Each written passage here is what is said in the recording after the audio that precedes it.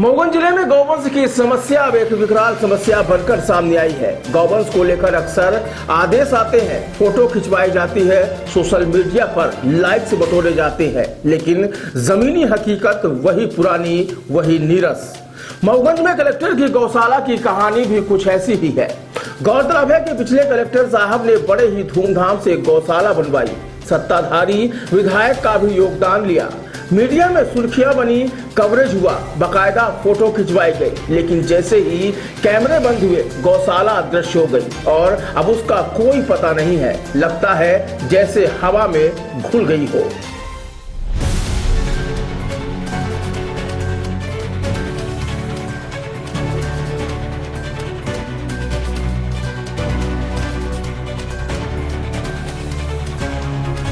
अब फिर से जिले में नए कलेक्टर साहब आए हैं। नया आदेश निकाले कि सड़क पर घूमने वाले गौवंश को गौशाला तक पहुंचाओ, अन्यथा कार्रवाई की जाएगी।